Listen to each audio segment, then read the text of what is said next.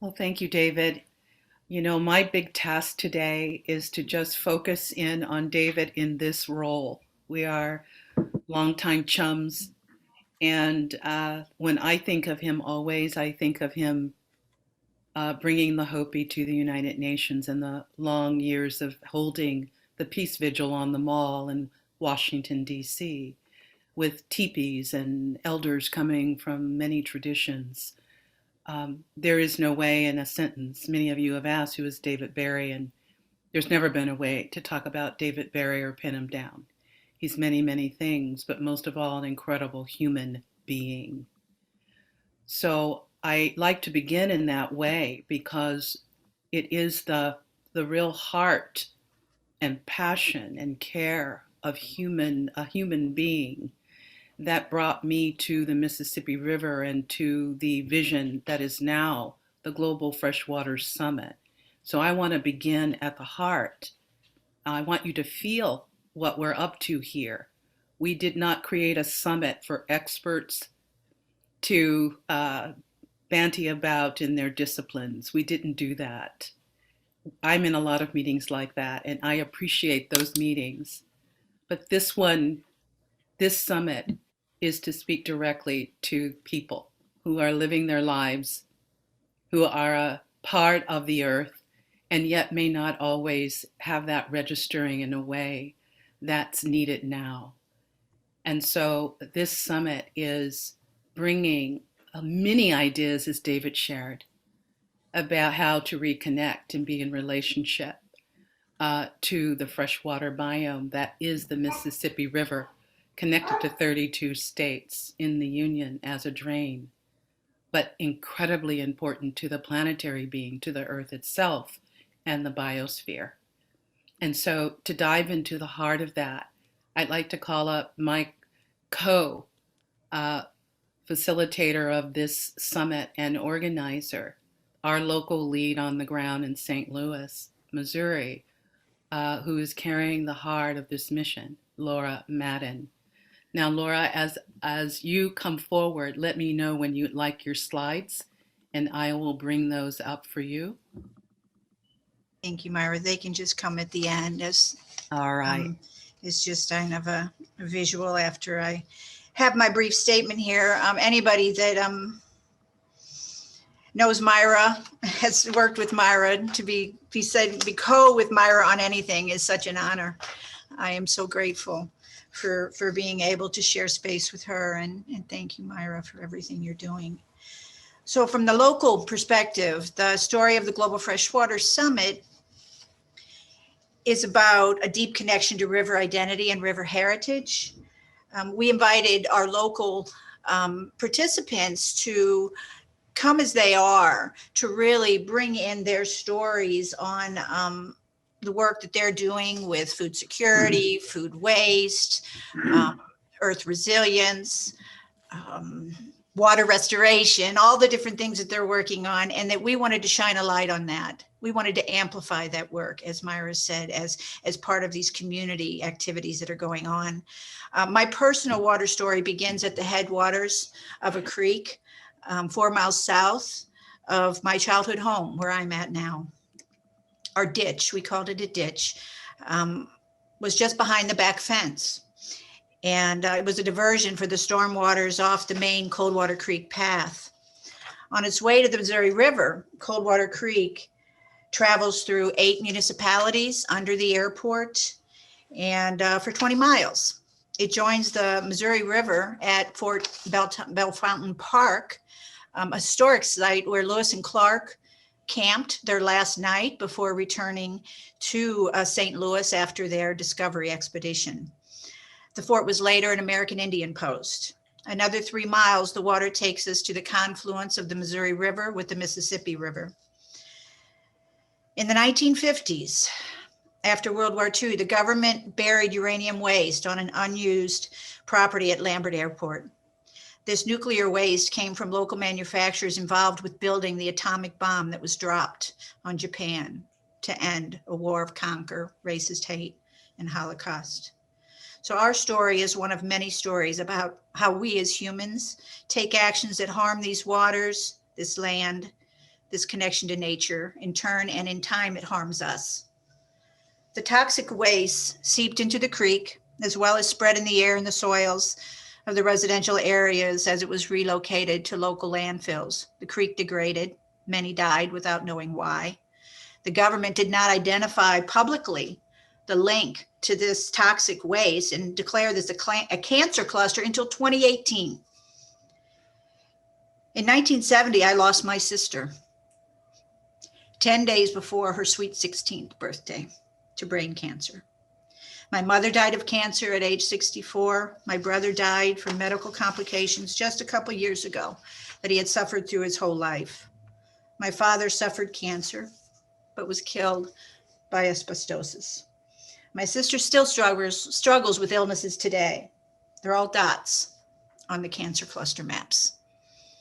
I spoke with Myra about my connection to the creek and my desire to see it restored. She came to visit, and we looked over our back fence at what was once a creek. We then went in the car to Coldwater Creek to see where it joined with the Mississippi or the Missouri River. That was May of 2019. The floodwaters were already too high for us to get to the confluence of the Missouri and the Missouri and Coldwater Creek, or even the confluence of the Missouri and the Mississippi. But we stood at the new confluence point that we could get to and felt the presence of the river. I think that's the moment when, for me, the whole system connection happened, and possibly when the summit emerged for Myra. This creek has been with me my whole life. My family story brought me to the creek, and the creek now brings us together to presence this shared responsibility to restore these connected waters. So, but also especially our loving interrelationship with the rivers, the soils, the wildlife, our nature, and caring for our shared home. And David, I want to thank you for bringing us here and giving us this opportunity to be with this roundtable today. I'm so appreciative of that. And Myra, we can throw those slides up now if you would like, and we'll show them.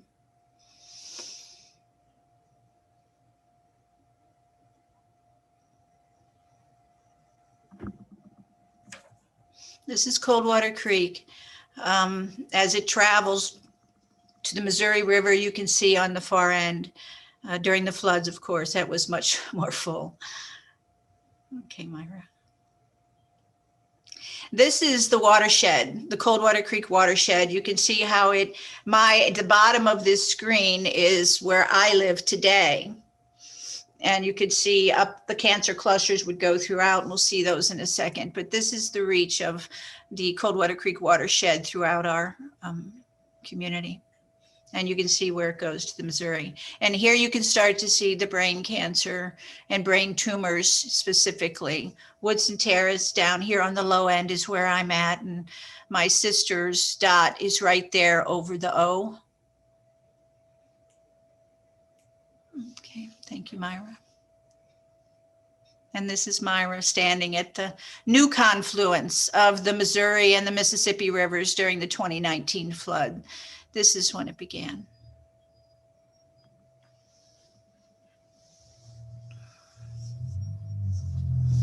Thank you, Laura.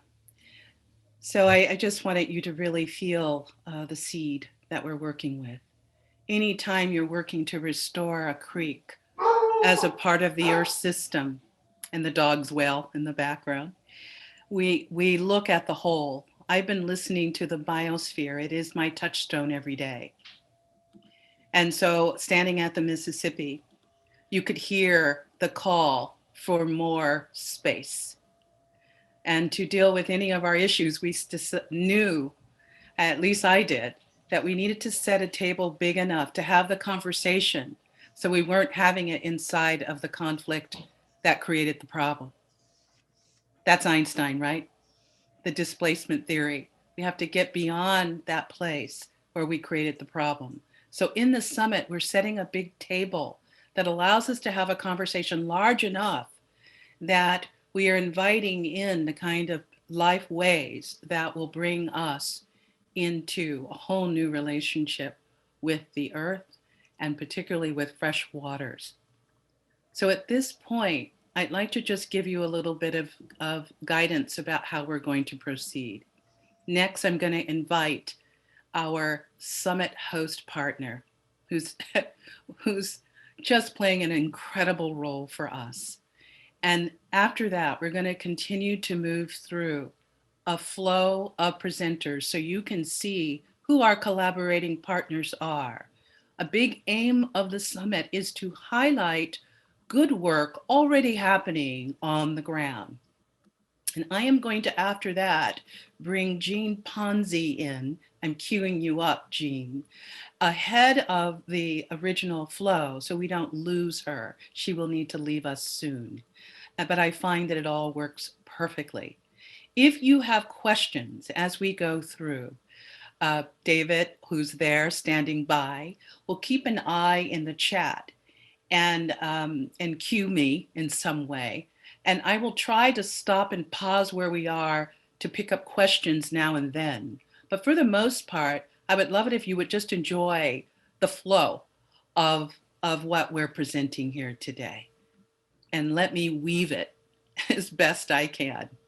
So next, I'm going to invite in Lindsay Newton, the Missouri Historical Society, our host partner, who was with us when we were going to be 100% live on site, totally hosted, to staying with us to now where we are 100% virtual. Lindsay, come aboard. Let us hear from you. I'll play that video when you're done. Just let me know. Thank you. Thank you so much, Myra and David, for hosting this meeting. And Laura, gosh, it's hard to follow your incredible story. Thank you for sharing that. So my name is Lindsay Newton. I'm the Director of Education and Community Engagement at the Missouri Historical Society. So we are a historical society located in St. Louis, Missouri, and we're keenly aware of our close proximity to the confluence of the Missouri and Mississippi rivers. In fact, that confluence inspired our mission statement, which is that the Missouri Historical Society serves as the confluence of historical perspectives and contemporary issues to inspire and engage audiences in the St. Louis region and beyond. And so, Myra, I also just appreciate your emphasis on the idea of connection. At the Historical Society, we are always trying to connect the past to the present and the future. And so for 155 years now, the Missouri Historical Society has been collecting and preserving images, artifacts, documents, and most importantly, the stories. And we really want to help people gain a better understanding of our shared past, to critically examine the events of the past so that we as people, as citizens of our region, can make meaning of what we see around us today, so that we can wrestle with today's most pressing issues and make a positive impact on the future of our region.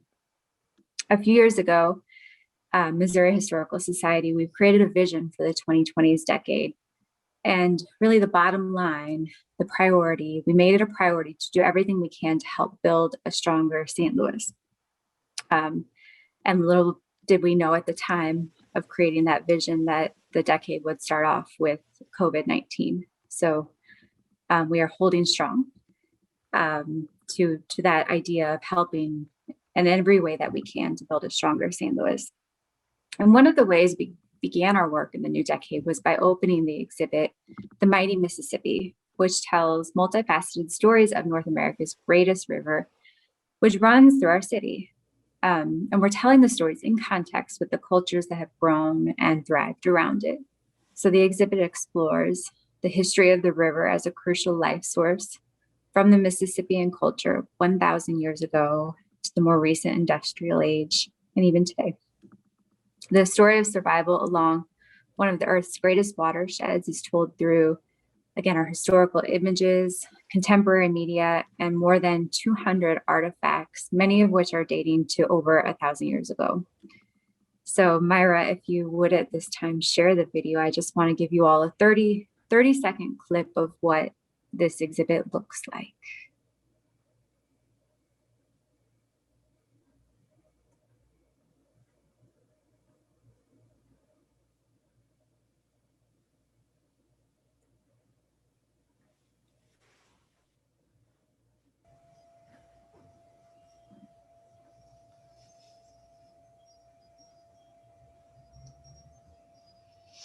I realize if I don't turn on my audio, of course, you won't be able to hear it. So I'm going back in.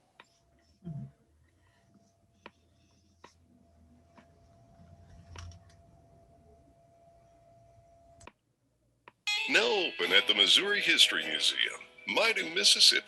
Reconnect with the most important river in North America, one that has made and remade our region.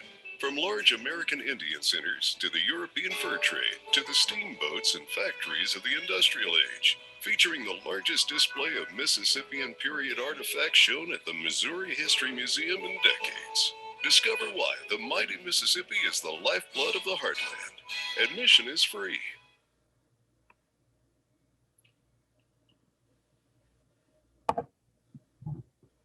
Thank you all for bearing with us and watching the quick video. Thank you, Myra. Alleviating my anxiety of sharing a video on Zoom is very helpful and appreciated. So one of the most important messages in the Mighty Mississippi exhibit is that sustaining surrounding communities, again, that idea of making our region stronger, has long depended on wisely caring for the river environment and its resources. The availability of clean and abundant water impacts the health and well-being of everyone, especially those who live in river communities. And throughout this past year, we have been amplifying this message in a number of virtual programs, virtual since we adapted shortly after the exhibit opened. And we've recorded many of these programs and they're available on YouTube.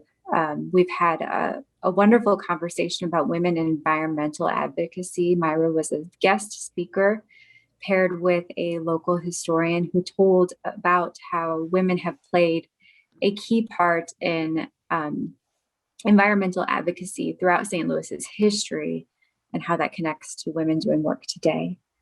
We've also explored issues like flooding and community response, caring for the diversity of life, and so much more. And it's all leading up to soon, the exhibit will close so that we can tell more St. Louis regional stories. But before it closes, Earth Week, April 19th through 23rd, in collaboration with Laura and Myra, the Global Being Foundation, we're so excited to host a 5-day free virtual summit via Zoom. So the Global Freshwater Summit will look at the human and natural systems the river sustains, as well as the restoration of freshwater biomes. And again, that idea of connection, the goal is really for the historical and the contemporary to meet. We're incredibly lucky to be engaged with so many local and national organizations. I know I see some friendly faces here on screen. And we'll be holding space for environmental thought leaders from across our region and the country to come together to discuss present day issues facing the river system. So COVID-19 definitely changed our plans for an in-person summit. We would have loved to host hundreds, maybe thousands of people to actually see the Mighty Mississippi exhibit and to have conversations in person, but nonetheless, hosting virtually has a lot of benefits also. Perhaps it's more widely accessible for viewers all over the place. And I know Myra is going to tell you so much more about the lineup. I do want to mention that registration is open. We have some people registered already, so it's really exciting. Each day of the summit, there will be 3 to 4 hours of sessions, as well as access to a film festival. Again, I know Myra is going to tell you lots of details, but it really is such a bold package that you get for signing up for a free summit. And we are so lucky to have so many partners who are sharing their knowledge. And I would love for everyone here to support, to attend. And I'm happy to answer questions and post some links for registration.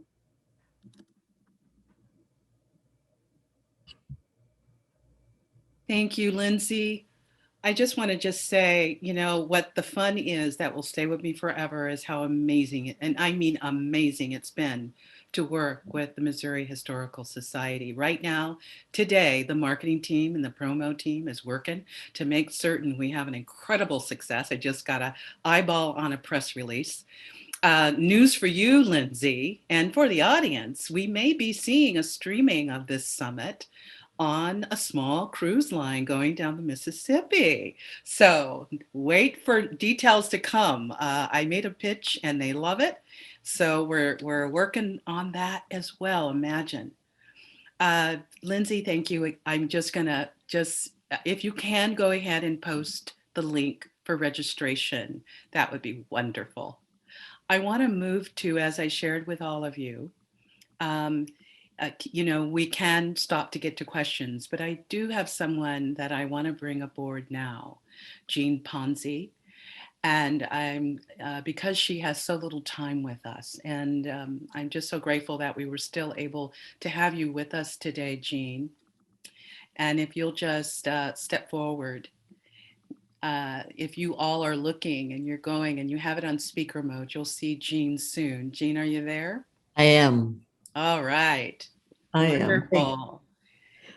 Thank Thanks you, for Myra. being with us today.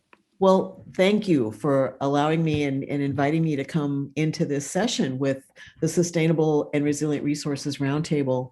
Myra and Laura, thank you so much for the work that you're doing on this. It was a surprise that this event is happening in St. Louis. I'll say something about that in just a minute.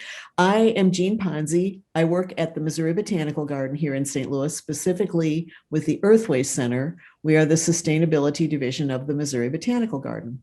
And it's always my great pleasure to get to represent plants in these conversations. We are one of 5 institutions in St. Louis that make up what we call our Zoo Museum tax district that is supported by the tax base of the city and county of St. Louis. So we have plants, the garden, animals, the zoo, and my colleagues, Louise Bradshaw and Sharon Deem, I think will be with you later from the zoo. We have science, the St. Louis Science Center, art, the St. Louis Art Museum, and history, covering perspective and like, hello, humans, the Missouri Historical Society. They are, by the way, MHS, they are the greenest bulbs in the array of all of us. They have the distinction of having earned last year true zero waste certification for their Soldiers Memorial Museum and LEED Gold certification for that building, and are on their way to earning that for their library and research center and the main museum too. And that is hard. You cannot recycle your way to true zero waste. Angela Moore and her team on the Sustainable Housekeeping crew and the entire green team and the staff of the Missouri Historical Society are monsters of sustainable accomplishment. Sea monsters. So I just have a few minutes with you today. I apologize for having to rush away and give a talk about composting in Cape Girardeau, Missouri. It's like downstream. I've worked in the green space here for over 30 years. My background is in media communications, and very happily, somehow, environmental communications dropped in my lap when I was just in my 20s, and thankfully was smart enough to pay attention to that as a vocation and a career path. And in that time, working in this space, in this area, you can see it on the screen here. This is a graphic representation of where we are at the confluence, the ecological features of that. Talking about water has always been the hardest sell. Energy gets its foot in the door because you can save money on energy efficiency. Recycling is what humans think about, top of mind when they think about doing anything green. But water is like, well, why do we have to talk about water? We have so much water. And in fact, we do. We are a very, very water-rich part of the continent. And I believe we are also becoming a water-responsible part of the continent, and maybe taking a lead for that, especially with an event like this Global Freshwater Summit for our species. We are a very young species. We are toddlers. We are like not ready for prime time yet. And yet we have become the dominant species on the planet.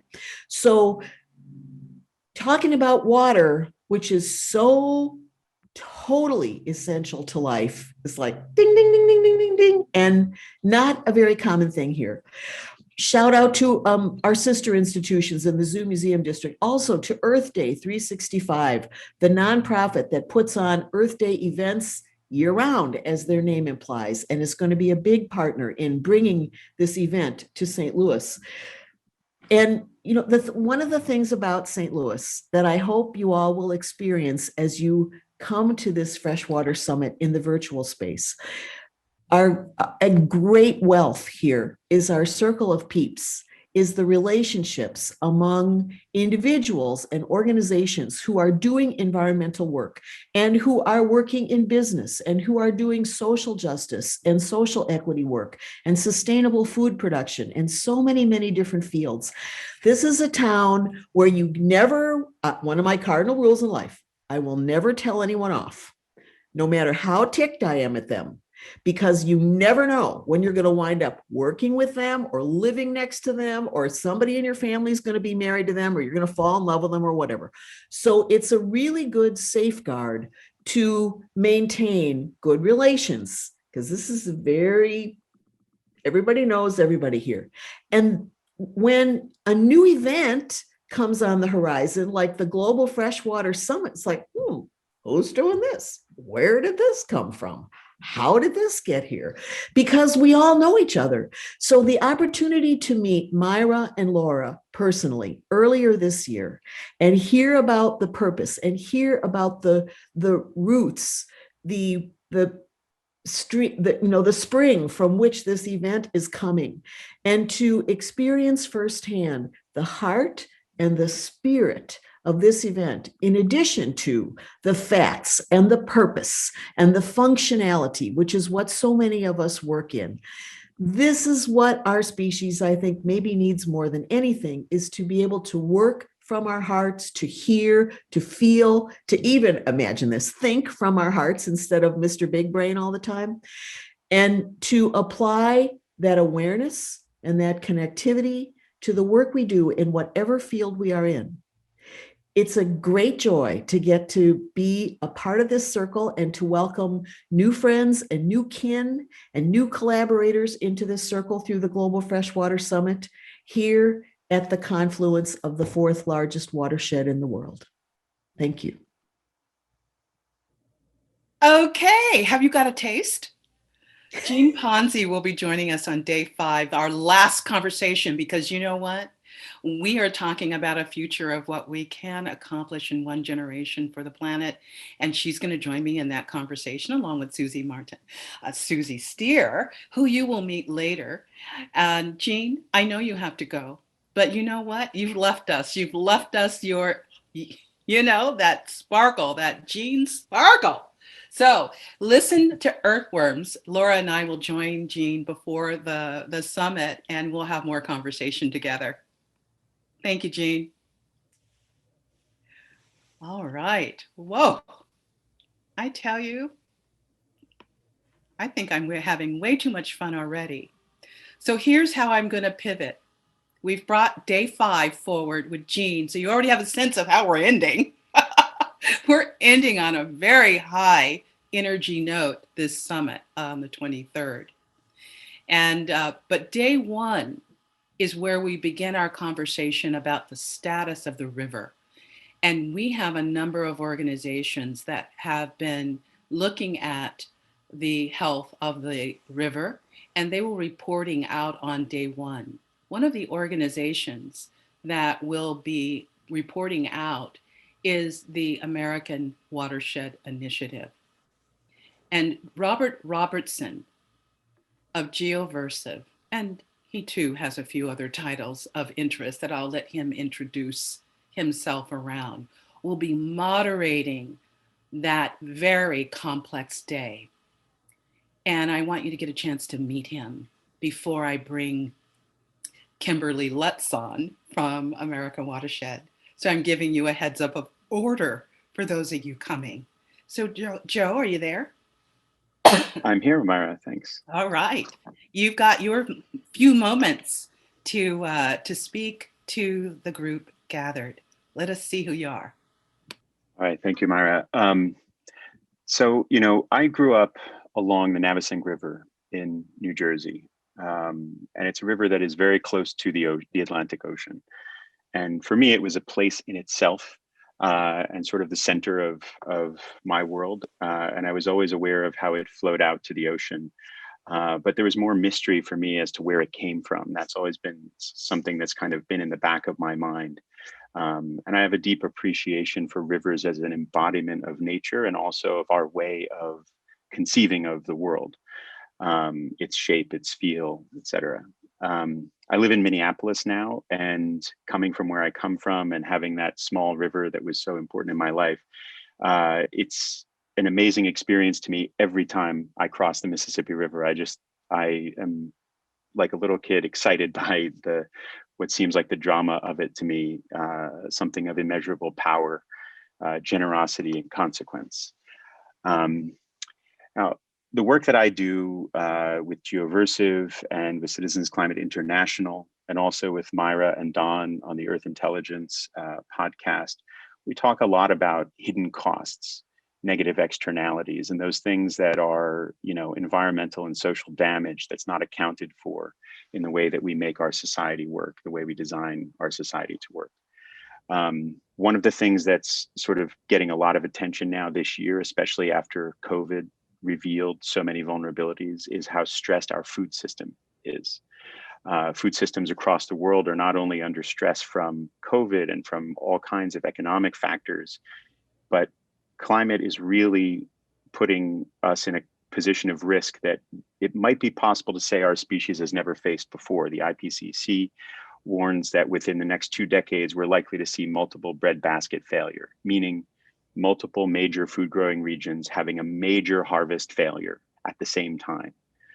When you consider that entire nations can descend into civil war with a small change in food prices, that is a very serious issue to confront. And I think we're lucky that the new US administration is actually thinking about these things as national security issues. But with regard to the rivers, this brings to mind unsustainable practices in agriculture and land use. Runoff goes into the rivers, eventually it reaches the sea, but it's also hitting our watersheds and ecosystems. It's undermining the biosphere. It's increasing costs for municipalities to clean up pollution they didn't generate. And another point that I have come to understand is really important to highlight again and again is what happens all the way at the mysterious faraway headwaters at the summit. Even glaciers, policymakers often don't understand how they can talk about glaciers as a priority because they're a natural phenomenon that they can't fully control. They can't invest in ice, but if they could, there would be so many benefits to doing so that it's necessary to think about this sort of integral reality. And I just want to bring up I'll see if I can do this quickly. I just want to bring up a slide to show you something that we did at Geoversive and the Resilience Intel Initiative a couple of years ago. I'm sorry for that. That was supposed to be ready to go. This graph is called the WEAVE Global Knowledge Graph. WEAVE stands for Whole Earth Active Value Economy. It traces 14 different indicators of resilience, mostly in natural systems. And what we learned is that the complexity of the knowledge graph for a particular entity actually does correspond to its operational resilience somewhat. So you see the big global graph, that big green tangled ball. And then on the right, you see 8 institutional graphs. The one that looks like a green starburst is the United States, because in fact, virtually all scientific information relating to resilience flows through the United States at some point. And you also see there the United Nations and the European Union right under the US there. Right next to that starburst is the Supreme Court of the United States, which is more knowledgeable than others, it seems, on these resilience issues. But right at the top, and which might be almost invisible to you, is a very thin graph. It looks kind of like a shark fin. It has only 4 points. And what we learned was that industrial company, represented by that very thin resilience knowledge graph, turned out not to be resilient in the face of a major shock like COVID. In fact, it was a total disaster. And so I won't name the company, but I share this with you because I think it's important for us to keep in mind that the complexity of natural systems and the way they interact with us is an operational reality that can be mapped and can be understood, even though we have left it out of our calculations historically. We don't count these things in our national budget projections. We don't count these things in the way that we plan investments and return on investment in the private sector generally. Tax incentives sometimes touch loosely on some of these elements of resilience, but not as directly or consciously as maybe they should.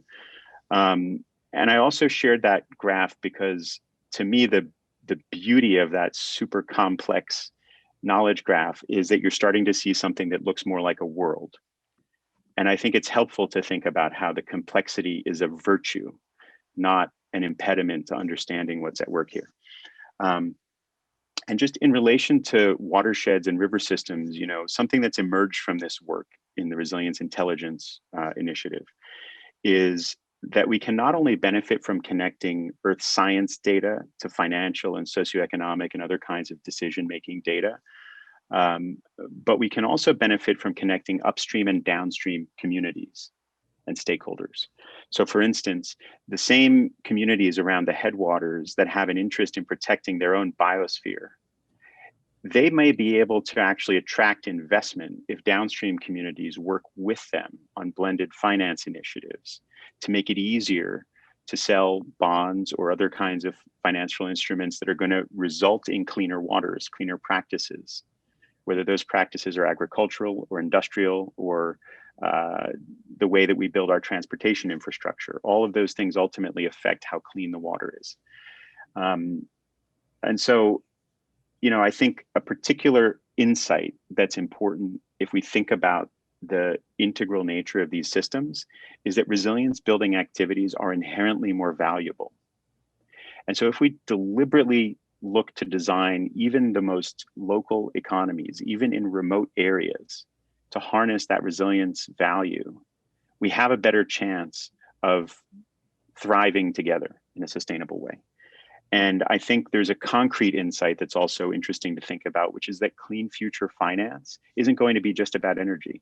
It's going to be about making sure that everyone has an opportunity to benefit by channeling that kind of new investment into resilience building activities. And, you know, I think I'm looking forward to day one. I think it's going to be a really exciting discussion, and I'm looking forward to working with all of you who are part of day one.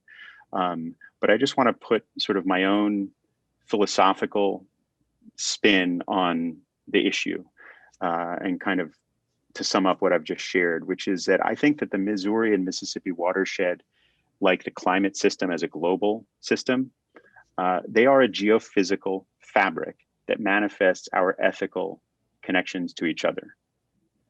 We think of ethics as a metaphysical space, but when we look at the watershed and the biosphere, it becomes a geophysical space. And we can use that to our benefit to plan more intelligently and help each other make a better future. So thank you, Mara, for the time. Thank you, Joe. I'm so glad you're going to be with us. Would you take that last final thought about the geophysics and the metaphysics, the interrelationship, the dialectic, and place that in the chat? I think Susie may have just done that. Oh, Susie is the one. Always on Perfect. it. She listens for that. Now, so listen here. We're going to go into a bit of a quick overview because all of these are quicks. I hope that you're just getting excited and you'll come and join us for the summit where we'll go in depth. Kimberly, you're up and you can share your screen if by chance you have slides.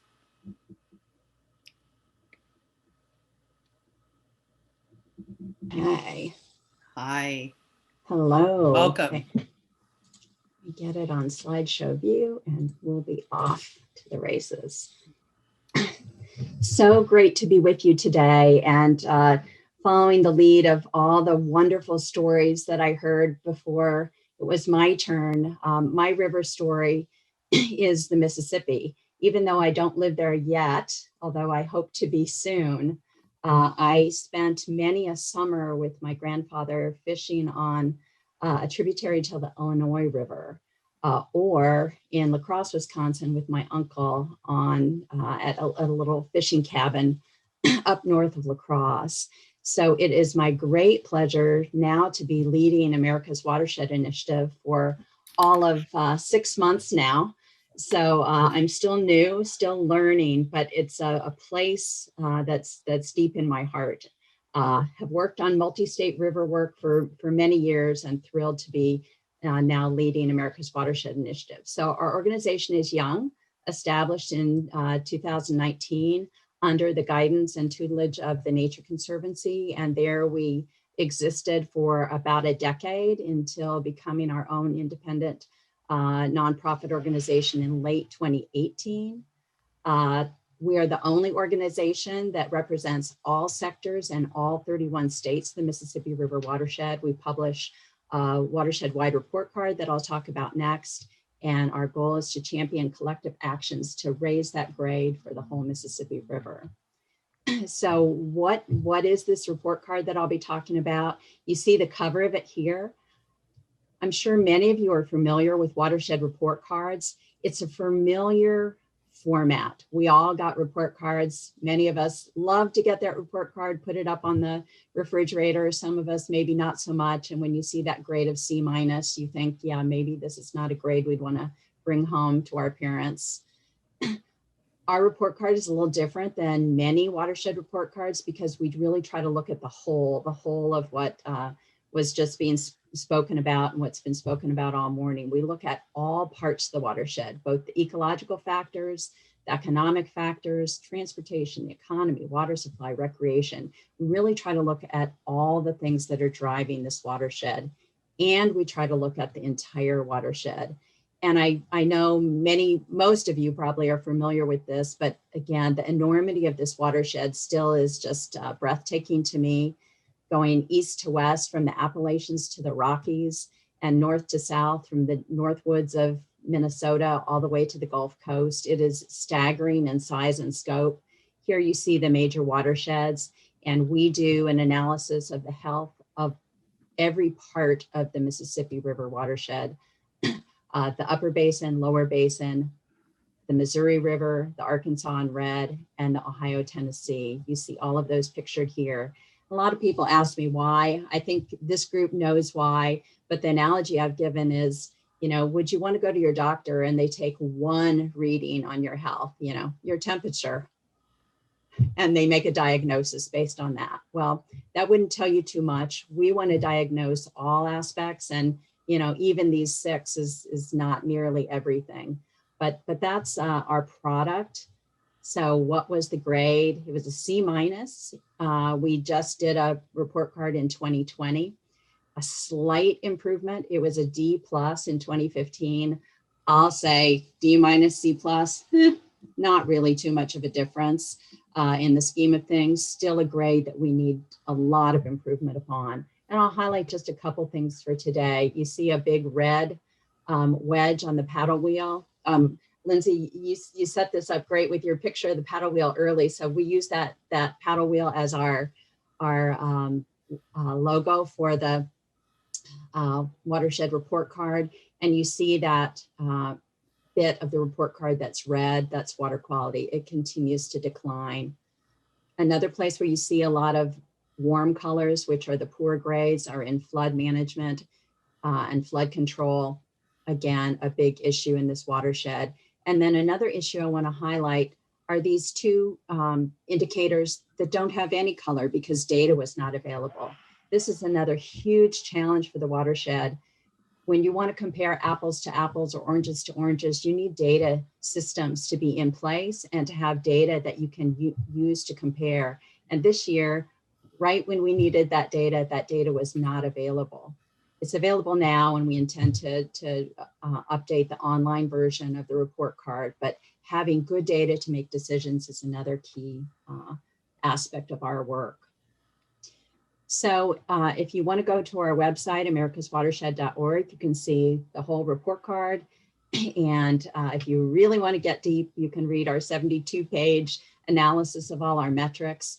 But the short version, just 12 pages with a lot of pictures, has some stories. So I'll just mention 2 stories that are highlighted in our document. One is this decrease in water quality, which again, thinking about the whole basin is driving these hypoxia issues in the Gulf Coast, as well as many other nutrient reduction strategies that are being tackled by all the states, but yet the nutrients to the river just keep increasing year over year. We also see, again, red always being the negative on the maps, where is flooding increasing? And we're seeing increasing flooding in 6 of the last 10 years. And the Bonacary Spillway, which keeps New Orleans dry, has been opened 6 times in the last decade. It's only been open 15 times in 100 years, 6 in the last 10. So flooding, huge issue for this watershed. What is what is my organization about beyond the report card? We've just done our first ever strategic plan. Again, I've been on the job 6 months and we're a 1-person organization, but have a fabulous and really, really interesting board that represents all sectors and many of the 31 states. So we've come up with a plan of how we will have an impact in the basin. And first and foremost is to communicate these system health tools. So report card will be just one of those tools, but we hope to have other formats to help educate stakeholders, to bring people together, to really think about our shared work in the watershed.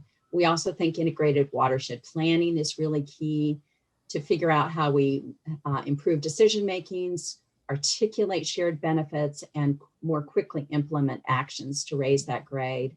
And then finally, as illustrated in this meeting and many others, there's so many champions out there for this watershed. How do we elevate those voices and elevate that great work that's being done in the watershed, thereby accelerating and amplifying action? So I'm just thrilled to be part of this and thrilled to be meeting so many of you, and really looking forward to April. Thank you so much. Thank you, Kimberly. You've given us a really good dose of where we're going to be heading. And it looks like there are many ways that folk in this community will be able to help the AWI continue its great work. All right. I want to land some names and put them into the pool so you know who's coming up next. I'm really excited following Joe and Kimberly that we have the water reporter guy. That's the way I'm calling him. He's already feels like he's a part of our community because David happens to know his father, and they discovered that when he checked in this morning. So this is the way life goes. John, please come forward, share 5 minutes on the water reporter, leave enough for us to come back to you in the summit time. And then Holly, I'm going to have you come up because your information by now, your ears should be buzzing. We'll have you talk about your dashboard. All right, your turn, John. All right, awesome. Thank you so much, Myra. And wow, what an excellent set of stories, especially watershed moments to follow with the folks on the call. It's truly a privilege to be with you today. So my name is John Dawes. I'm the executive and co-founder of the Chesapeake Commons. We are a small software development shop in Washington, D.C., and we are a 501c3 nonprofit.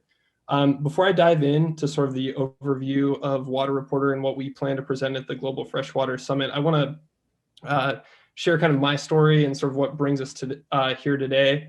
My story is actually outside the Mississippi River Basin. So my home watershed is actually the Little Juniata out in the small tributary of the Chesapeake Bay watershed.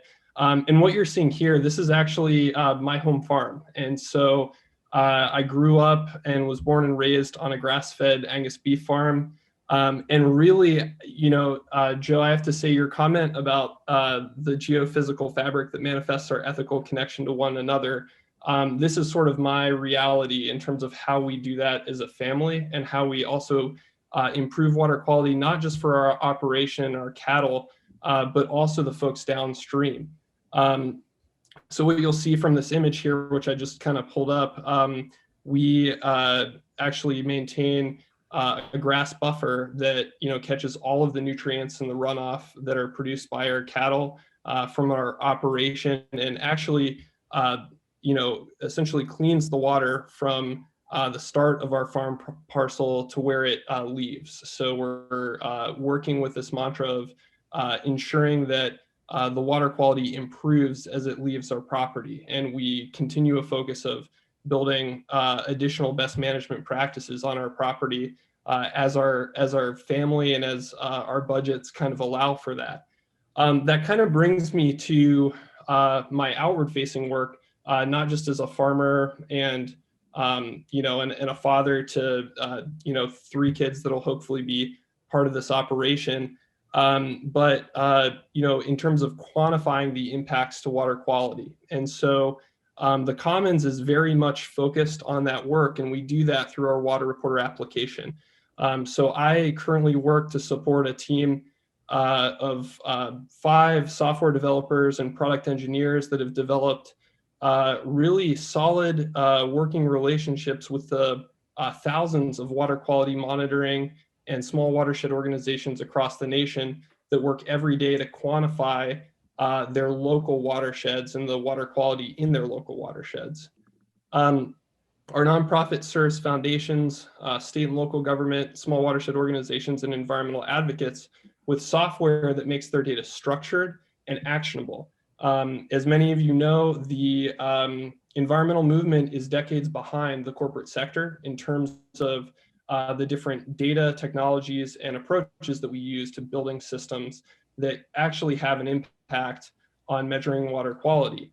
So in the case of Water Reporter, we've actually positioned this platform to start really at the root level, at the community level. And that sort of brings me to the inside of sort of the Mississippi River Basin, where we're just getting started. We've had the great fortune of partnering with Waterkeeper Alliance, which is a national organization of about a global organization of about 200 water keepers across the globe.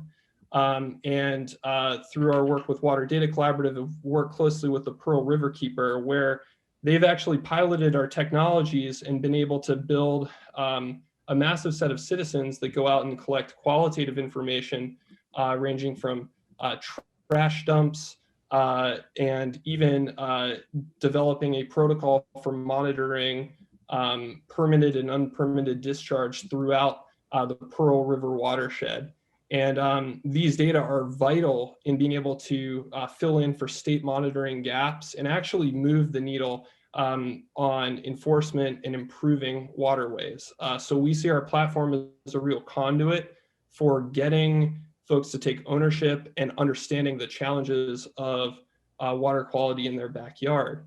The other components of Water Reporter that we've developed that Abby and other waterkeeper organizations in the Mississippi are tackling is the ability to create specific fixed monitoring sites. So much like a USGS station or a federal or state monitoring site, these small watershed organizations like Abby's are going out and they're taking routine samples and collecting baselines. And what's interesting is that this has been going on for many, many years. And the challenges that we face are the fact that these data are locked up in static spreadsheets on people's desktops. So we're trying to arm them with the technology that makes their data structured, open, and usable in a variety of different ways, so that they can actually go out and take water quality samples, measure those samples in accordance with state thresholds for things like bacteria, water temperature, basically parameters that indicate contact risk to the general public, as well as use them in different report cards and swimming decision indicators to actually support whether or not that water quality is attaining standards set forth by the Clean Water Act. The application itself actually consists of a mobile and web platform that is very easy for a variety of small watershed organizations to utilize.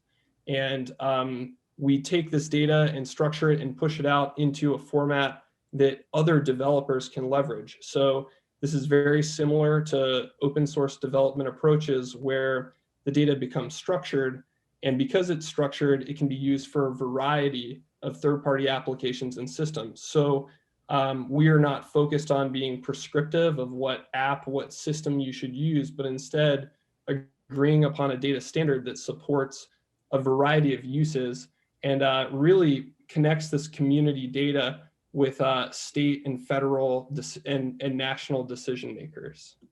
And as one component that we'll be talking about at the Global Freshwater Summit, really making sure that these data can be integrated very closely with EPA's Water Quality Exchange and this growing movement of the Internet of Water that is being spearheaded by Peter Colahan, to make sure that decisions are being made in a very standardized and structured way. And again, we're very eager and proud to be hosting the Water Data Collaborative, which consists of really the market share of community science groups.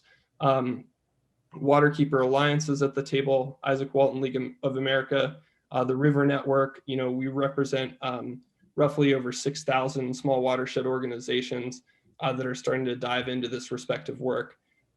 So again, I'll yield back my time, and again, thank you for the opportunity to be able to give a precursor to what we intend to present in April. But we're, you know, very appreciative of the opportunity to support these small watershed organizations on the ground, and really feel that the improvement of the environment starts at the community scale, and are eager to build those technologies that support that community work so that it can be pushed toward national decision making.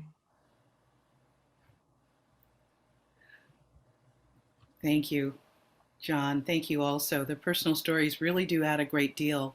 One of the things I want to mention is as we move through the summit, we will have a lot of experiences as we're going from these information-packed sessions.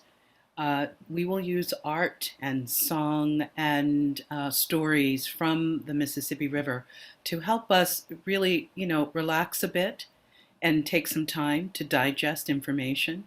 So I want to let you know that we have a really glorious streaming planned for the summit of a good balance of those kinds of experiences that touch the heart and also feed the mind.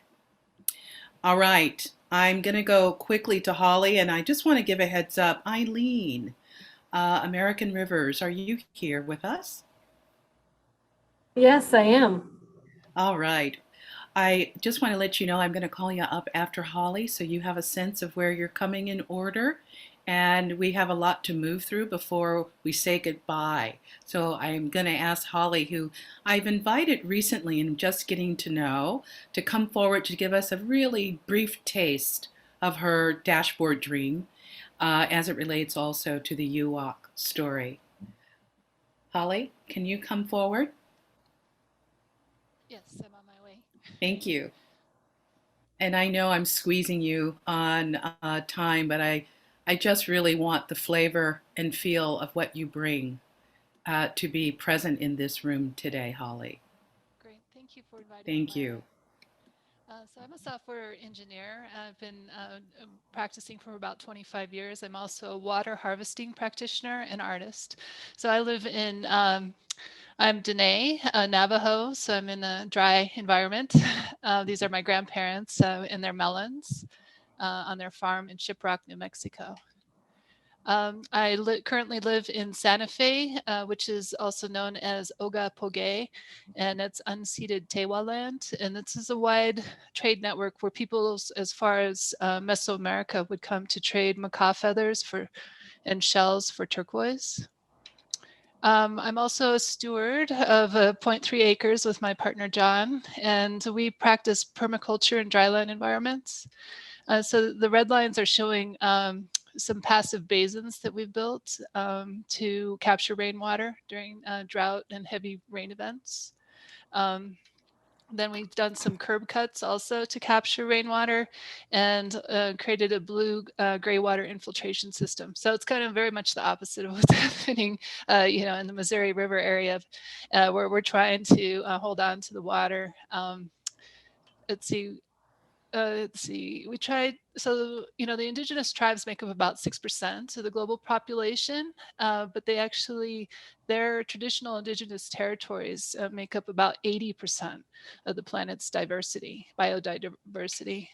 So so can we support this traditional ecological knowledge? One success story is that of the Yurok tribe. And what they did is they repurchased 100,000 acres of their traditional Yurok land across 2 different watersheds. And they're currently repaying that loan with funds from a carbon offset program in California. And so originally they were going to actually log some trees, and California's like, no, we'll pay you to maintain these forests and pay you carbon offsets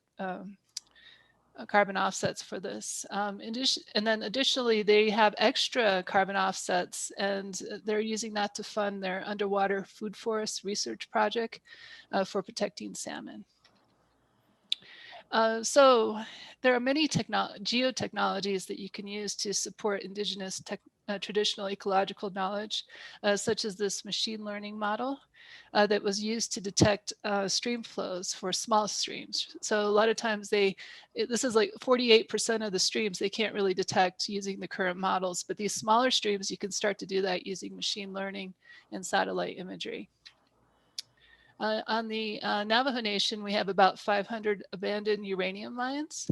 And so I'm interested also in using machine learning. We could use that to detect where this is actually from Scotland as when they put this together, but you could scan the land using gamma ray spectroscopy, run that through, and then find these different hotspots on the land. So I'm interested in using the blockchain. And why is that interesting? It's because you can immutably store information, reporting data out there. John Dawes mentioned that, you want to have data that's open, that's structured, and it's usable. And, by putting this out there in the public domain, you're basically keeping large platforms from being able to mask and distort this data. Also, we could, there's many of these do-it-yourself citizen science groups, and John also mentioned the Pearl Riverkeeper Clean Water Team, and so these groups, they've been formed. A lot of them are, they're supporting their communities, but don't feel too comfortable with the national or state governance, and so we could actually create a geopolitical organization on the blockchain to do this. And so it's a concept called a decentralized autonomous organization. And once this organization's formed, we could evaluate the different community proposals on custom categories like air, biodiversity, carbon, culture, food security, soil, and water. And you could create these smaller groups, one that's working on biodiversity, one that's working on air, another on water. And they could begin to earn and trade coins, almost like carbon credits associated, for performing different services for the community. So next steps, we're building this project. It's about two developers, my partner and I. 6 months, we're going to put together the DAO structure and then put some of the machine learning models together and then start storing some of these smart documents on the blockchain. And then we hope to have a workshop in 2021 with some Indigenous developers and community members, and eventually deploy a test community. So we're putting a prototype UI out here on dynamicculture.io. And here's my other contact information. And here's an example of kind of the dashboard where we would, the community would have water usage, CO2 emissions, information about the different environmental projects they've done, cultural projects like language revitalization, and then their solar, wind capacity, and how they're handling different types of waste, garbage, recycling, compost. So kind of went through that quickly, but So exciting. I know Robertson and Dawes, their ears are burning. I'm sure there's a powwow coming soon. Joseph Robertson, by the way, will be moderating that panel, and he'll be contacting you, Holly. And I think that there's another place in which we want to also utilize your expertise and your experience in the summit. Thanks for joining us. All right, Eileen, come forward, please.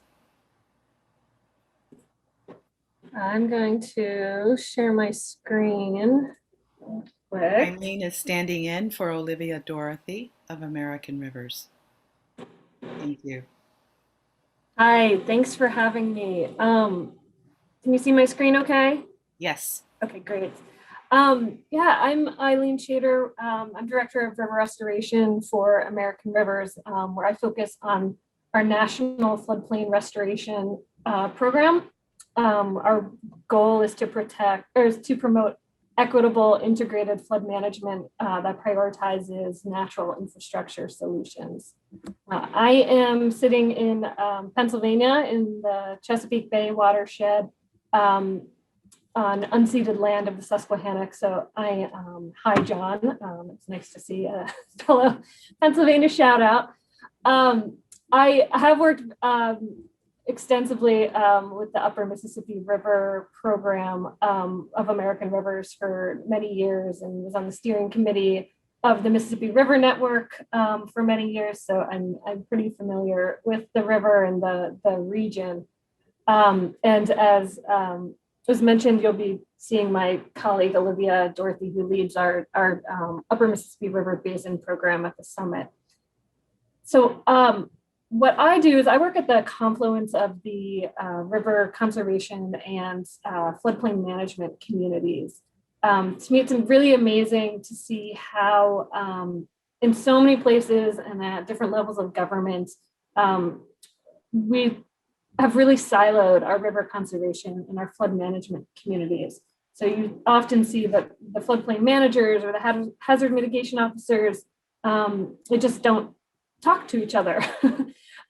So, which is really interesting because we're working in the same ecosystems.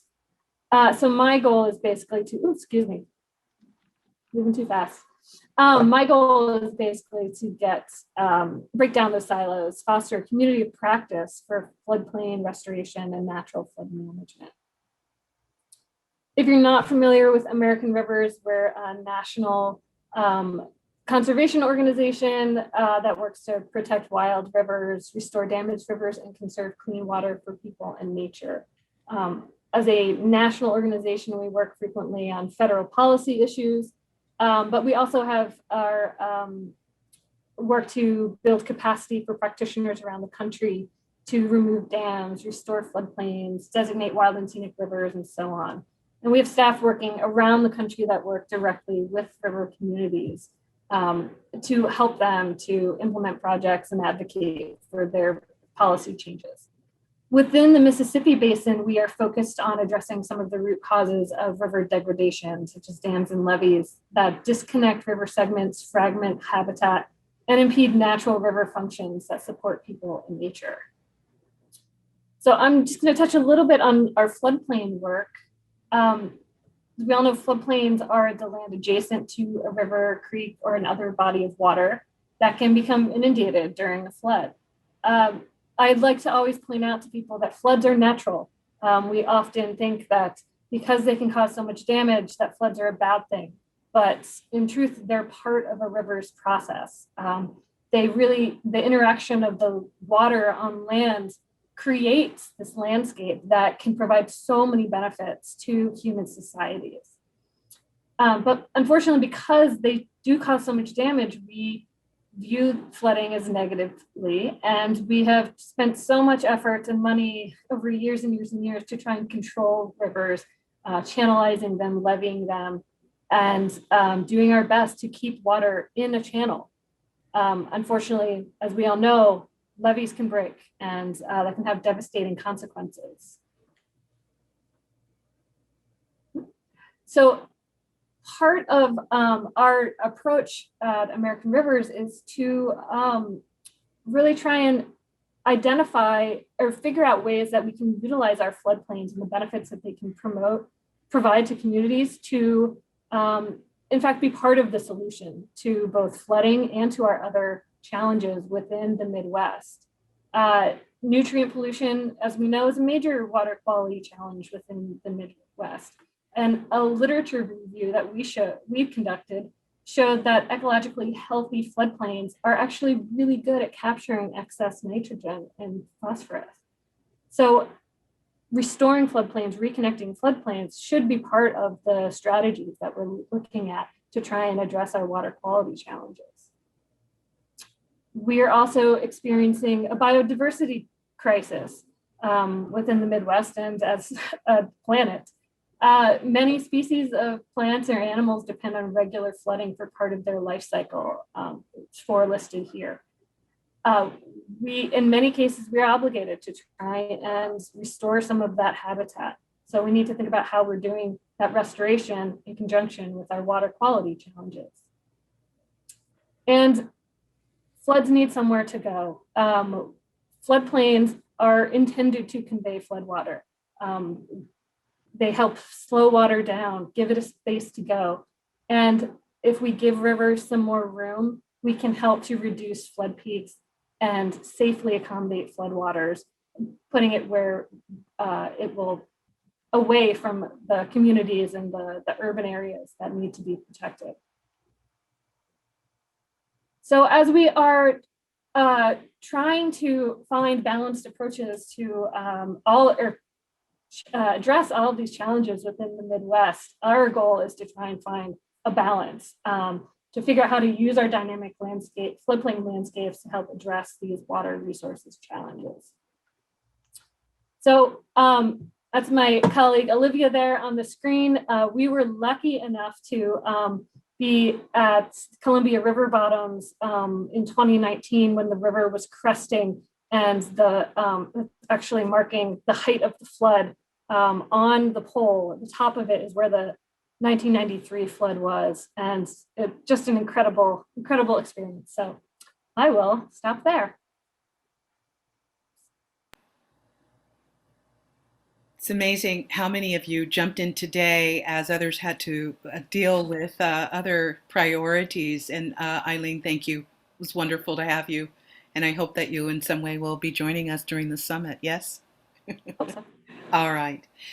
Okay, so listen, we've just dipped our toe into day 2, which is on governance. On Governance Day in the summit, we will be having a chance to work with the mayors, elected officials also.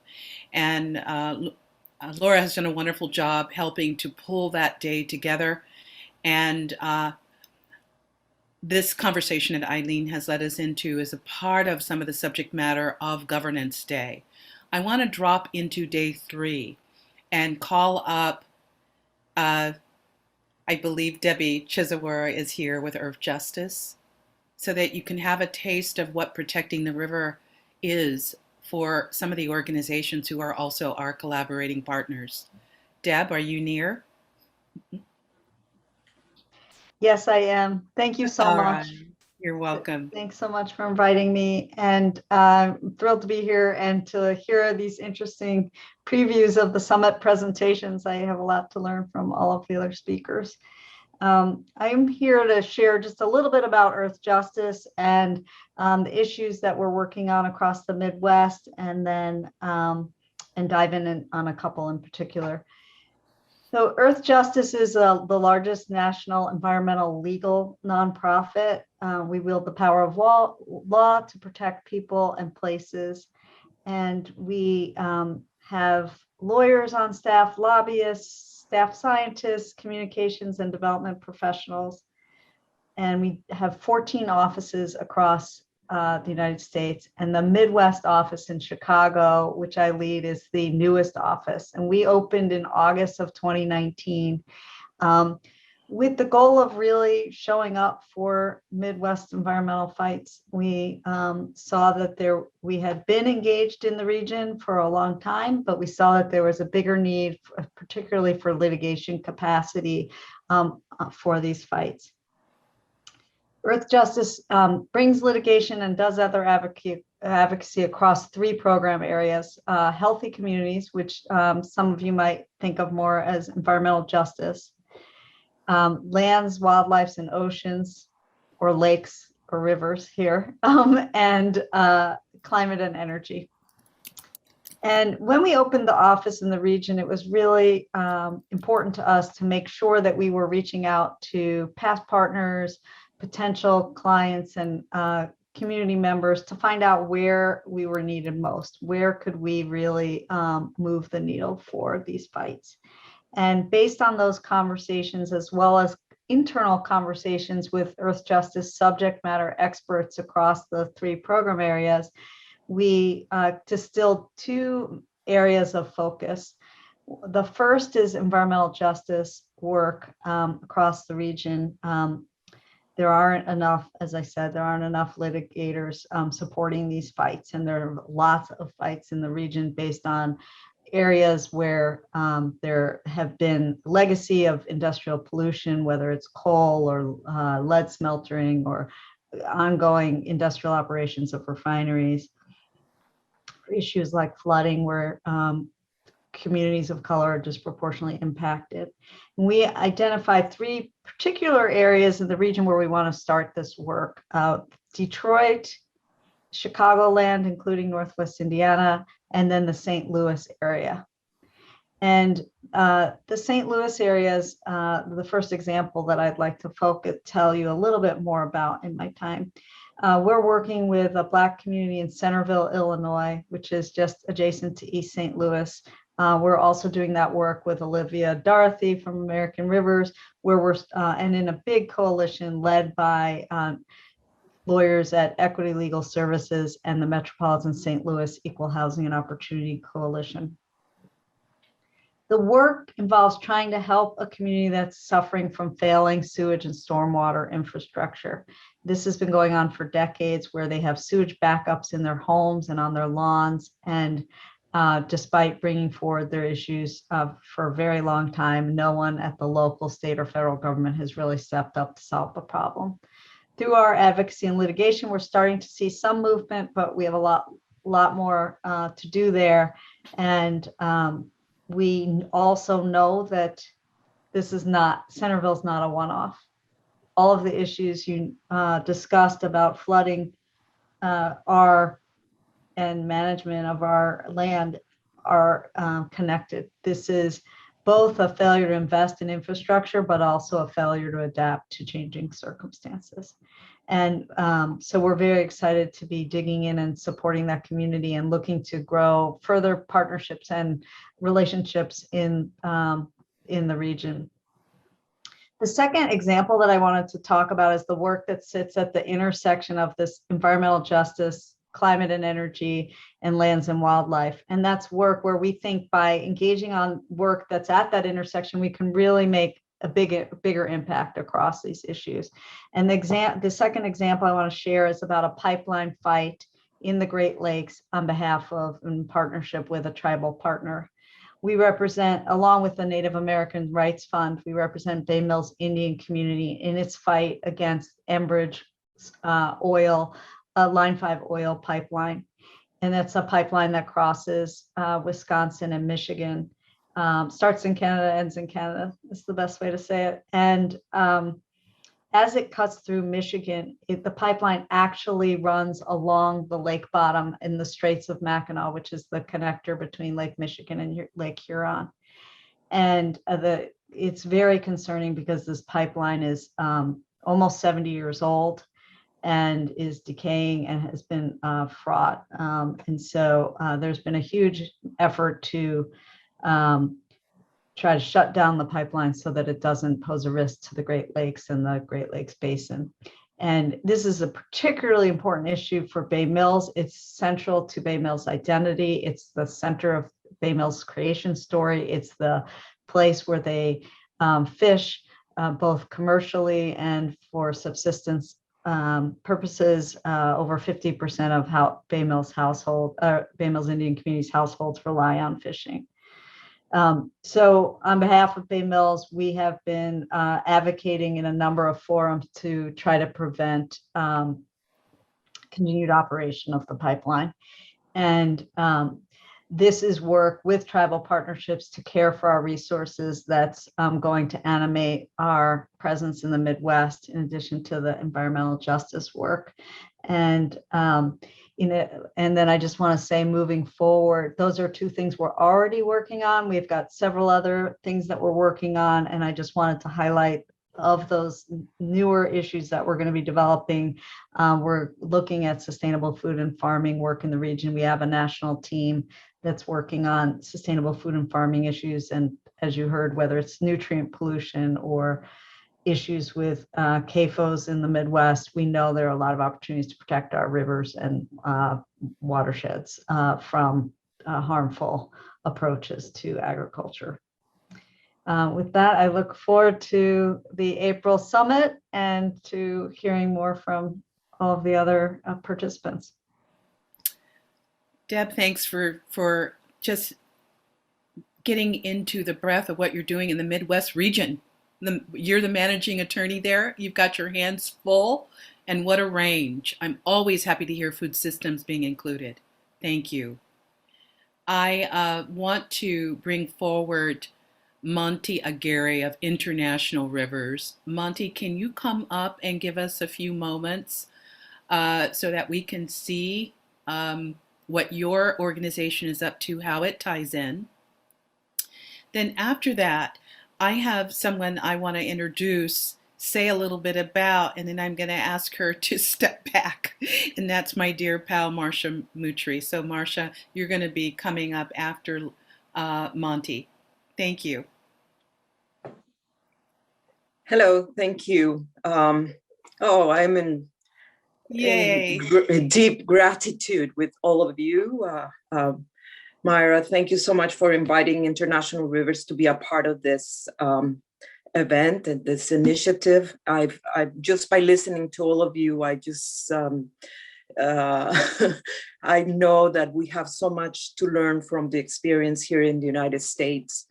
And so International Rivers, we're an organization that was created about 36 years ago.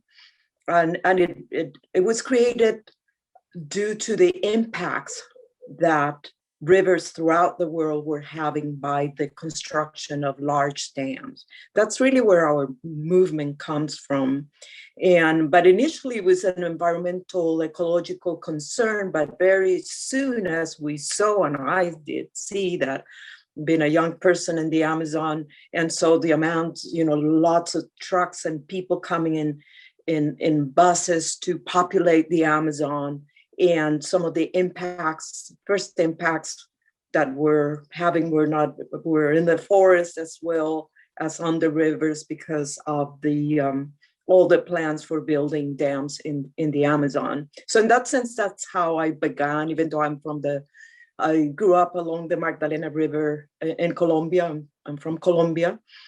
And International Rivers, then we have offices in Brasilia, in Brazil, in Thailand, and Bangkok, in Pretoria, South Africa, in Delhi, India, and Washington, D.C. And our headquarters are in the United States in Oakland. And we used to have an office in China, but we had to close that in Beijing. And our mission is the protection of rivers and the rights of the people that live along the rivers. And that, of course, includes indigenous peoples and riverine communities all throughout. And initially, we started our strategies and stopping this bad, large dam projects has been through using legal strategies, review of documents, technical documents, and communications. And one that is very essential is the movement building, the advocacy, but the movement behind that. It's really important for us. And we do feel that that's the way that we can actually accomplish something. Sorry, let me put this, batteries are running off. Sorry about that. But, well, maybe I have enough. More recently, though, because we learned that that we were able to stop some projects at times, but that they could come back. We decided to go ahead and look at other experiences, and especially the Wild and Scenic Rivers Act and the Clean Water Act here in the United States, and see what we could learn from that. And I am in communication with American Rivers, great partners, and teaching me a lot. And so we decided to go with creating laws and policies in different countries for permanent river protection. And then even more recently, we embraced the rights of nature, rights of river approach. And this is how I've met Myra. And we, together with the Earth Law Center, a great partner that first drafted the Universal Declaration on the Rights of Rivers. Some coalitions like the Mekong Coalition, like FOSPA, which is an Amazon coalition, and others have joined in also in support of this declaration, which you can find on rightsofrivers.org on the web. You can still sign on to it. And we consider this as the backbone of the movement now. For at one point, we have the World Commission on Dams that's already 20 years old. Now we have infused energy with the Universal Declaration. And I'll be speaking in detail about some of that, but I thank you very much. Really happy to be amongst you and learning a lot from you. Thank you. Monty, thank you. It is not easy to get your time to sit with us, and I value it. I value all the time that's been given today. Thank you, Monty. Can't wait to have you with us. All right. Marcia, could you join me here for a moment? I just want everyone to see you.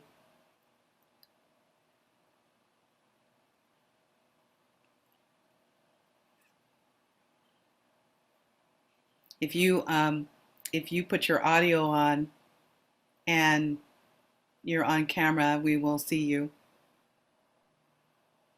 Yay. Your audio on, please. Don't seem to have control of my audio. There you go. We have it. Just a little bit more volume and you're good. All right. I'm at 100% here, Myra. All right. Well, we'll strain to hear you. Could you just, I'm navigating. I got a few other presentations I want to work in. I wanted everybody to see you. I want you to take 2 minutes instead of 5, or even 3, to just let everybody know how incredible you are to step in and do all the things that I ask for, but where you come from and what you care about, because I want them to see and taste you. They're going to feel you throughout the summit. They already know you and they don't know they know you. You're such a sweetheart. So I'm here because of my connection to Myra and Laura. Laura, it's wonderful to see you again, dear. We became acquainted because I was invited to speak on a panel at Earth Day at the United Nations a few years ago. And I was sort of guided from that by Maria at the United Nations to Myra.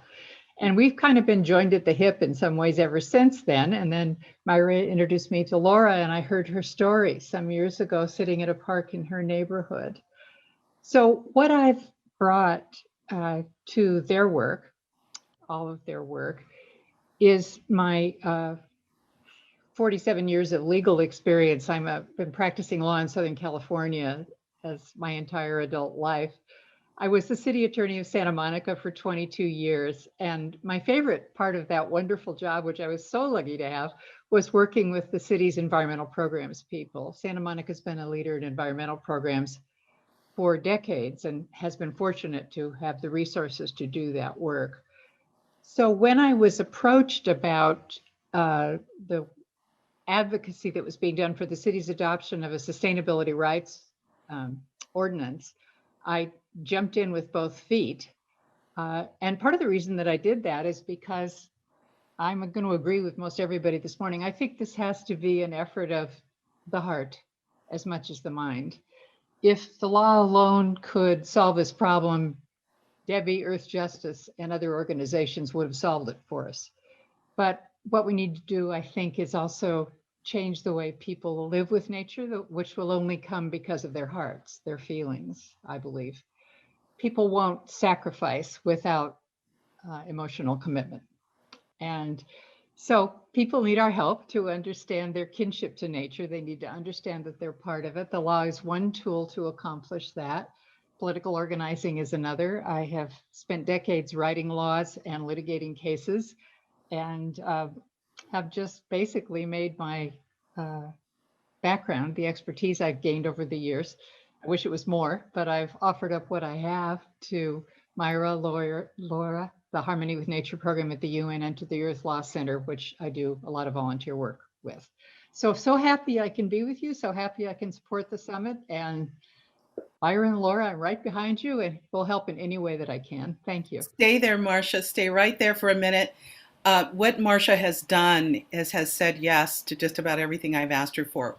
She has helped me bring resolutions to small towns in Colorado, and working with some of the groups in Boulder. When I got the hit that the summit was going to be something I would create, I asked Marcia to write our first People's Resolution honoring the Mississippi River. She penned that. You can see the copy of that resolution on our website. We hope that people will take it as a model for writing their own resolutions, because Marcia and I both strongly agree no one reads the law to find out how to behave. They act on their values. And what the biggest change going forward is a change in the social dimension. We will value the river, the law will follow. And that's where we come from. So I love her to pieces. We do a lot of work together, side by side. I would not have dared to move toward this work without Marcia by my side. And you'll learn that she also will be working directly to support our youth rapporteurs. Every day, the young people will summarize, write a document of each day of the summit, and all the documentation of the summit will be stored at the United Nations Harmony with Nature program and a program in UNESCO. So thank you. I'm going to run on to our next presenter, and thanks, Marcia, for being here. Of course. All right, we are going next to, we're leaving this segment, which is the Protecting Rivers, of which so much will be happening that day of the summit. We're going to go into the Food and Ag Day. And there, that day begins with Earth Day 365. They're going to be hosting an entire panel, and we're going to sit back, Laura and I and the Missouri Historical Society, and let them run that first panel that day. Love having partners that will curate. They're also going to play a role with the film festival by hosting one of our films thematically for Tuesday. So I believe we have Bob Henkel out in the audience waiting to step forward. Bob, if you could just give us 3 minutes. I've got a few other folks who have been on call for a time on this, but I'd love to have you say a few words about your participation. Well, thank you so much, Myra and Laura, for inviting us in. It was kind of a synchronistic happening when we were both going to be doing festivals and events in Forest Park live, and ended up each of us having to go virtual. So to still be a part of the virtual event here is really fantastic. Really appreciate this opportunity. And our organization, having been so grounded in working with festivals, bringing together 200 plus vendors around sustainability into Forest Park every year since 1989, has been a huge part of our mission and the work that we do to make Earth Day every day and help people take individual action in their steps. So that's been a big part of our mission over the years as a nonprofit organization here in St. Louis, Missouri. And we had to pivot away from being involved in festivals, and it gave us time to strategically look at who we are as an organization and how are we really working within our community. And so we've pivoted to try and work with community partners now in different neighborhoods. Last year, we coordinated 3 big litter cleanup events with Dutchtown South Community Corporation, and Deer Creek cleanup, and up in Pine Lawn with our wonderful friend and collaborator, Erica Williams, who I'm sure you're going to be hearing more from her. And we're looking forward to more events of the like to just engage with the community and go, what as an environmental movement organization, what haven't we attended to? And so our food waste program on April 22nd is looking at food apartheid zones and how we have created these basically disposable areas within our watersheds. We've thought, food has been being disposable. Even humans are even thought of as being disposable. And certain areas have been thought of as being disposable, things we don't even think about. So we are going to shine a light on people and projects that are happening within these zones that, for the most part, many people have kind of forgotten about and kind of have let resources move away from those areas. So to have Tyrianne Lewis of Heru Urban Farming coming in and speaking about what he's doing in North St. Louis City, Nick Speed and his Wajima project, along with Maggie McCoy and the Earthway Center, and you heard her colleague Jean Ponzi earlier today. So we're really looking forward to that program Thursday morning at 9 a.m. Central Time. And we are going to continue to work and collaborate with community organizers and associations like North Newstead event. On April 18th, we're going right up to the summit. We're going to be working in O'Fallon, North St. Louis City Park, in which we're going to be, folks have been there doing a lot of eco restoration. There's rain gardens. We're hoping to be a part of this Mississippi River-wide plastic waste pollution initiative to work in collaboration with Missouri River Cities and Towns Initiative and the University of Georgia and National Geographic on cataloging plastic waste that is land-based and how that material, where it's aggregating, we're going to catalog that through a mobile app. So we're part of this huge data collection project in April. O'Fallon Park is going to be one of these things that we hope to engage volunteers around April 18th, moving up into the summit to really take action that day. And that's what our programs do. Plus the Green Dining Alliance program has been with us for many years, working with restaurants to help them in their levels of sustainability. And we're hoping that attendees will reach out in their neighborhoods and look at who are the restaurants that are taking an eco step and really looking to be sustainable in their operations and support those restaurants for your lunches and dinners, especially during Earth Week. So take a look at our Green Dining Alliance member restaurants as well, and that program that's been going on. But I will leave it at that. Myra and Laura, thank you once again. Really appreciate this opportunity. Love what you all are doing. I'm really looking forward to the summit. Thank you. We love you as a partner. Let me just say that. I'm going to go next, just giving you a heads up. Erica is coming up, and Bob is pretty much put your name out there, Erica Williams. And so get ready to come up. And after that, Charlotte, I'd like for you to just summarize in your most beautiful way after Erica comes forward and spends 5 minutes with us, your view of food systems from that global perspective that you hold. I'm so glad you're with us. I know it's getting late there in Burgundy, France for you. So we're going to bring you on right after Erica Williams. Erica?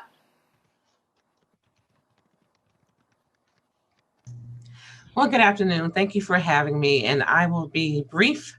I represent a Red Circle, which is a nonprofit organization based in North St. Louis County. So it's not in the city, but it is a part of the St. Louis region that is in need of more support, investment, and help. And so what we do at a Red Circle is we are looking to improve the food system. And what that looks like in terms of food and the environment is everything from production to processing to transporting the food, marketing the food, purchasing the food, and getting the food into areas where people in the region can actually access it more easily, preparing food, and how the food is involved in the environment. So we will be speaking about our work with various partners in the community. Some of our partners are also the same as with Bob Hinkle's, Nick with Ujima, and some other local urban farmers and growers. And I look forward to sharing more about our work in the summit in April. Thank you. All right, Erica, we're going to keep lifting your work up because it hits right at the heart of need. And there's a lot of need. And thank you. Your time is so precious. Keep up the good work and we'll stay connected to you. All right. Next, Charlotte. Thank you. Thank you. Thank you very Please much, Myra. introduce yourself and jump in where you are. I know you've been listening. Yes, very much so. I've been actually listening from France and also close to the crossways of two rivers, Saône-et-Loire, and close to the confluence of the Rhône and Saône in Lyon. But I grew up by the Potomac River, so not very far from all of you, and it's lovely to reconnect with the US. I'm actually here with my hat of Listening Inspires, a nonprofit that's very recently been registered, and Myra has been one of the godmothers of this initiative, together with Abigail and Susie, who are here. And we've created this. Many of us are professionals in the field of sustainable development and environmental protection, but we felt that there was an ingredient missing in a lot of the policy work and action, which is bringing to the core of our work the importance of reconnecting to our deeper selves, reconnecting to each other, reconnecting to nature, reconnecting to the waters. My personal field is in food and agriculture. So I have another hat, which is currently supporting a team working on the preparations of the United Nations Food Systems Summit, which the Secretary General has called for in September. And it's quite a unique event. I think there's an unprecedented momentum and intention to engage stakeholders from all over the world in this process. The Secretary General is really wanting this to be a people's summit. And that's why one of the streams we're preparing is Food System Summit dialogues, where anybody can take hold of that space and hold a dialogue on a topic related to food. I so happen to be also supporting global events, and one of the ones we'll be holding is on water and food systems, together with the United Nations Water Alliance on the 27th of April. So I'm listening very carefully and gathering lots of inspiration. So thank you very much to all. And yes, I think we do have a unique opportunity, and this work on the dialogues is led by Dr. David Nabarro, who's really an amazing man who's been doing incredible work on the Sustainable Development Goals. And he's really been talking about the opportunity to bring about game-changing decisions at the local level. Countries are also invited to be engaged. The United States is holding government-convened dialogues as well. And I'd like to share a few thoughts that and from a conversation just before this one on some essential ingredients for those game-changing decisions. As Listening Inspires, we're organizing a dialogue together with Reboot the Future, which are a UK-based charity that are promoting the Golden Rule. They have this beautiful little icon, a golden ring around the SDGs. And the Golden Rule brings us back to what Joe Robertson was talking about, ethics. Treat others and the planet as you wish to be treated. And we're going to host a dialogue on applying the Golden Rule in food systems transformation. And as we were talking earlier on, Kim Pullman, who's at the origin of this, was saying how for her the Golden Rule is at the heart of it is listening, courage. And I love that word, courage, the courage to take game-changing decisions. Also thinking of the etymology of courage, which is the heart, le cœur en français. And I think it was Jenny also invited us in Myra to work with the heart. And then these can lead to action. So I just wanted to share, instead of any more technical considerations about food systems and water, which I'm sure you're all very familiar with, it's really these elements of the importance of listening, of being courageous as we seek to together take action, to connect to one another.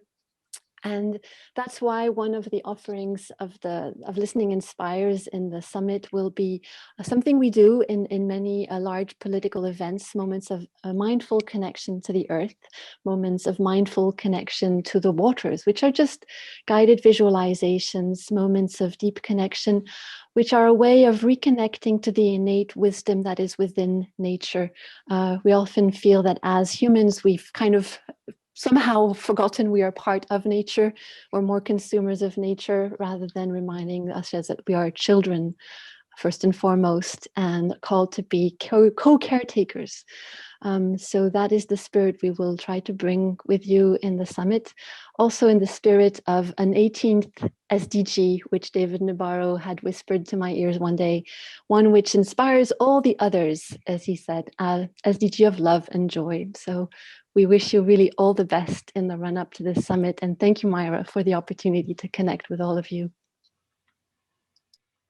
Thank you, my big heart buddy, Charlotte. Oh my goodness, the work we stir up and the work we're up to.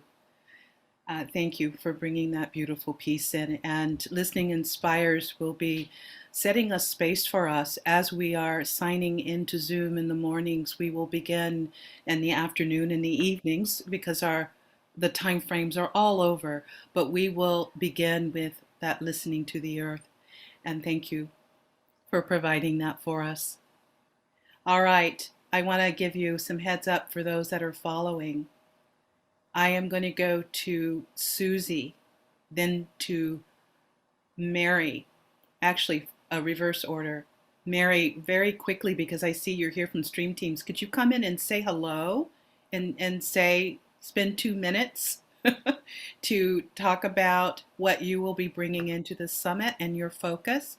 Then I want to go to Susie, and then Dawn. You're gonna close us out, Dawn, with the message that we have for the films.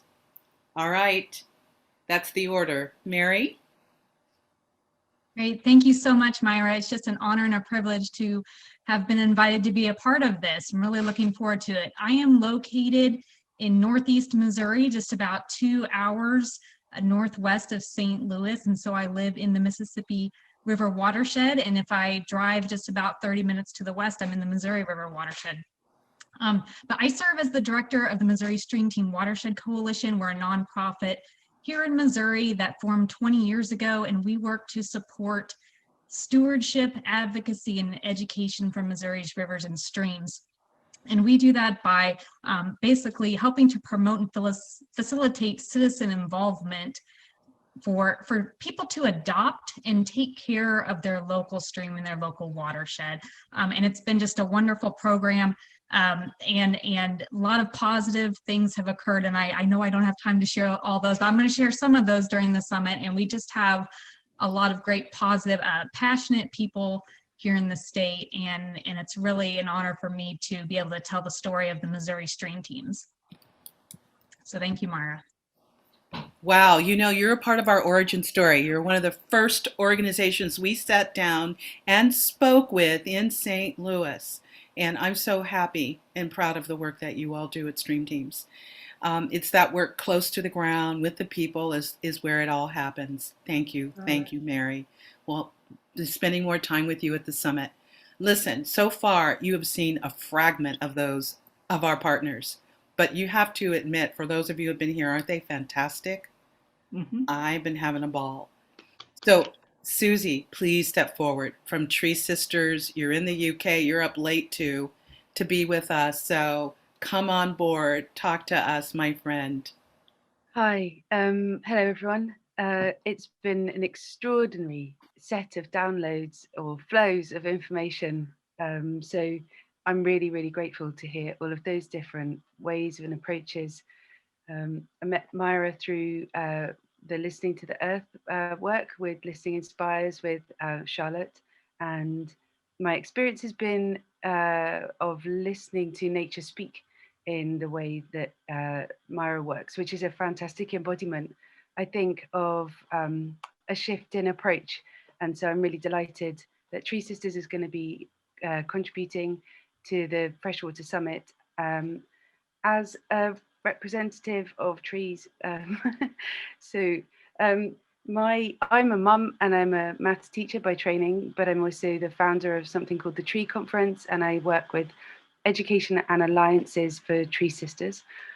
What that means is that I get to sit in lots of different networks and find out what's going on in lots of different grassroots organizations, international and national NGOs, particularly with a focus on restoration, reforestation, and conservation. But it also means through Tree Sisters. So we have two main things, Tree Sisters, though they're both quite big. One is social change, and the other is reforestation. But reforestation particularly focused in the tropics. So we have planting partners who work in, I've got a list here, I could read it, but I'm so conscious that the time is short and that you've all done really well to be on for this long. But so far we've been planting about sort of nearly 17 million trees across the tropics with lots of different organizations on the ground. I'm particularly interested in citizen-led restoration, citizen-led landscape regeneration, and to sort of bring in the role of trees, which I could want to do at length, but I'm just going to give you some stats. So 96% of the water that trees draw up, they're pushing up out into the upper atmosphere. They're cleaning an extraordinary amount of that water as it goes.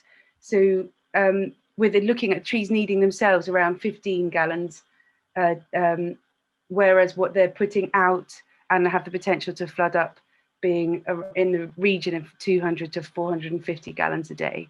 So we're looking at an extraordinary kind of purification system that's moving around in the biosphere, in those local areas, and also really supporting the stability of soil in the floodplains. And there's some fascinating projects that we can be exploring during the summit, depending on how we choose to move with stuff.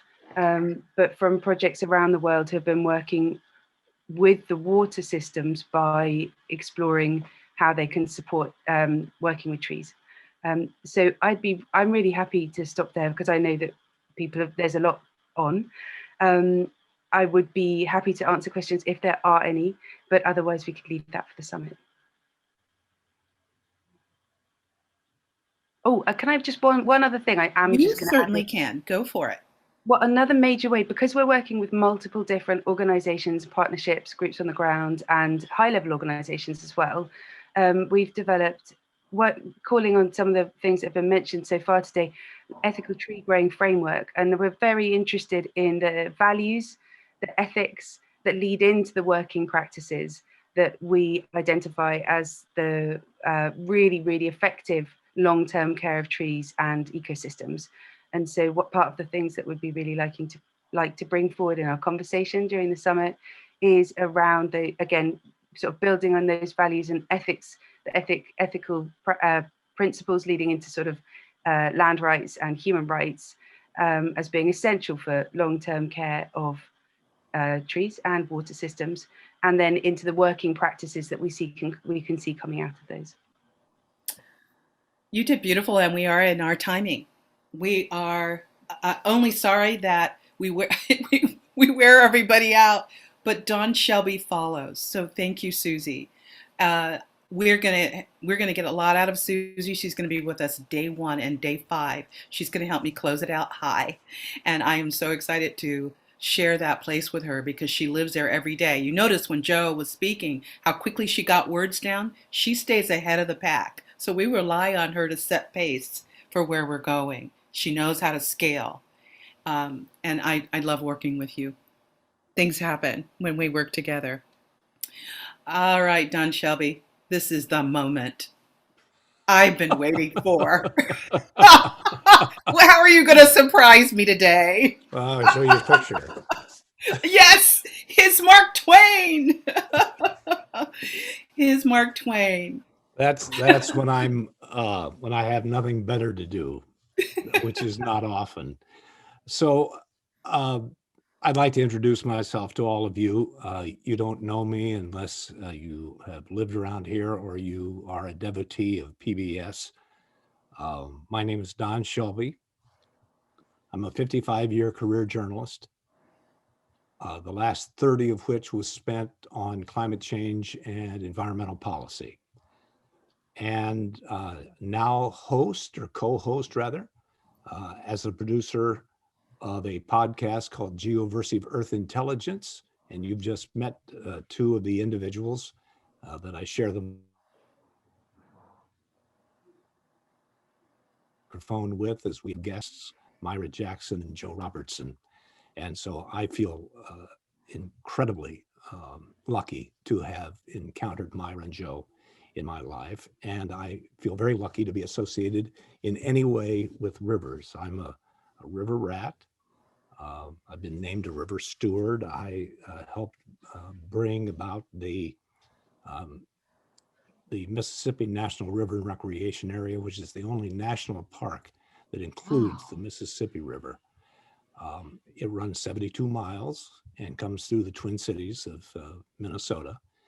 And that Minnesota is the headwaters of this great river that we're talking about. And I've been there many, many times and love every moment of it, and have paddled 700 miles of the Mississippi, paddled many hundreds of miles of the Zambezi and the Ganges, Brahmaputra, the Nile.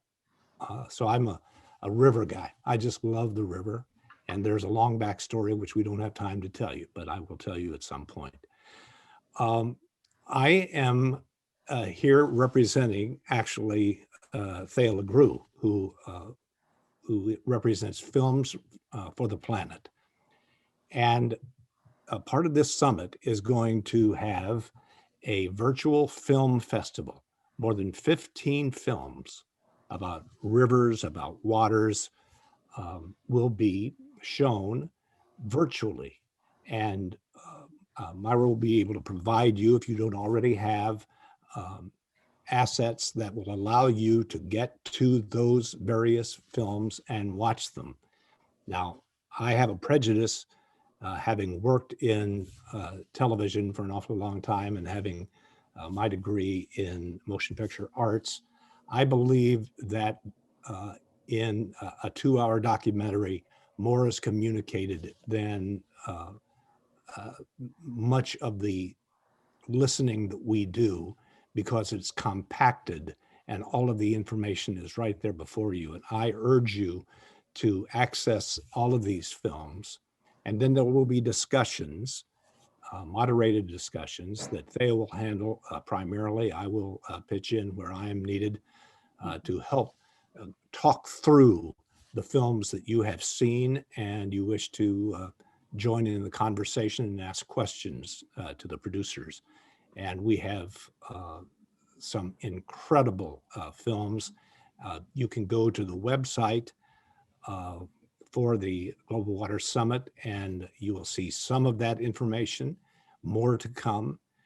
And I'm excited by the prospect of all of the learning that has gone on. I've been here since the beginning, and I have taken extreme notes, and I am so glad that this is happening. I'm so glad that Myra has taken this by the horns and has made this a reality, because there is nothing to me more important than the preservation of our waters and the awakening of people to understand that, and it's been said so well before me by other people, that we are of nature and that we have to participate with nature, that we have to listen to nature, because it is my absolute belief that she is way smarter than we are. And if we follow what she is teaching us, we're going to be much better off. So films is what I'm going to do, and I look forward to working with all of you. And thank you very much, Myra, for including me in this. Thank you, Don. You all cannot believe how modest this man is. I'm telling you, no underscore. He and David are in the same class. They hide behind all the things that they do as major, robust humans. They are heart walking, and I'm not. There's no exaggeration in that. So one of the things that I will say to you is this: that he thinks he's only doing films. Marsha laughs because she knows. Yeah. So yes, I have real big plans for Don Shelby. There's no other way. You have to. Someone that says yes as big as he does. You just have to set the table right so he's seated right where he can really shine. And that's what I'm working on. So the films are the least of it. Just trust me on that.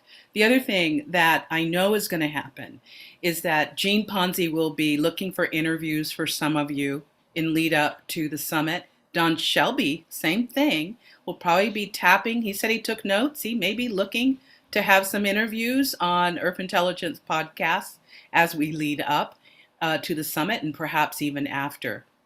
How I'd like to close today is just, I didn't even give you a stretch, but during the summit, we're going to be having so much fun. We have storytelling, song, music, photographs, imagery as we're doing our work. We have a beautiful format. We're going to move too. And right now, I just want you to do this with your hands, just so that I know, right in the hands is this wonderful opening that gives us access to the heart. I'm glad that you stayed with us today. Thank you, David, Barry, and your SRR team.